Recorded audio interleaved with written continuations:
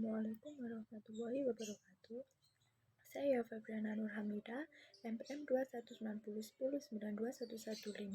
Saya akan menjelaskan tentang kasus etika dalam bisnis yang akan memenuhi tugas ujian akhir dari etika bisnis dengan dosen pengampu dari Zunaida.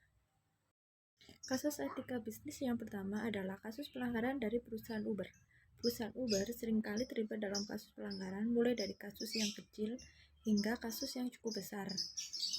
Dari kasus pelanggaran etika bisnis yang dilakukan oleh perusahaan ini cukup merusak image brand Uber di kalangan masyarakat.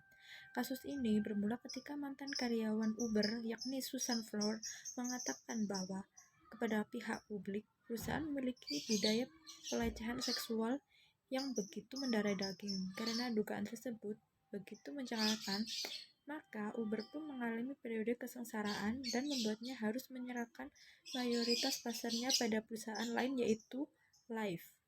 Kasus selanjutnya adalah kasus dari pelanggaran PT Ajinomoto pada tahun 2000. Kasus pelanggaran ini bermula ketika ada laporan bahwa perusahaan ini menggunakan bahan phytoxan untuk membuat bumbu penyedap mereka. BPOM dan LPPUM MUI melaporkan kejadian tersebut pun berharap bahwa pemerintah harus menghentikan peredaran produk dari pasar sebab sudah melanggar kode etik keamanan dan konsumsi konsumen.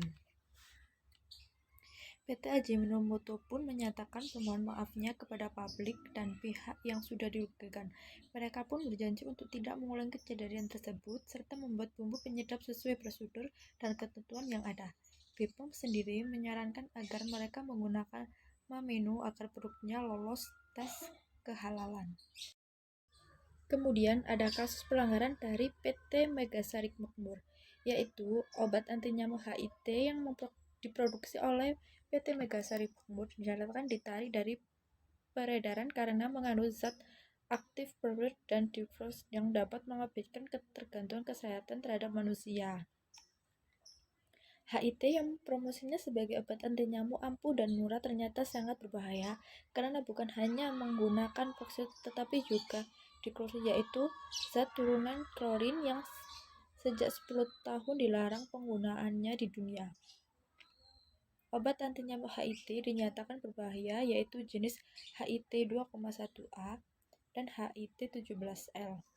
Selain itu, Lembaga Bantuan Hukum Kesehatan melaporkan PT Megasari Makmur ke Kepolisian Metropolitan Jakarta Raya pada tanggal 11 Juni 2006. Korbannya yaitu seorang pembantu rumah tangga yang mengalami pusing, mual, dan muntah akibatnya keracunan setelah menghirup udara yang baru saja disemprotkan obat anti nyamuk HIT tersebut. Sekian dari saya tentang pelanggaran contoh perusahaan yang melanggar etika bisnis.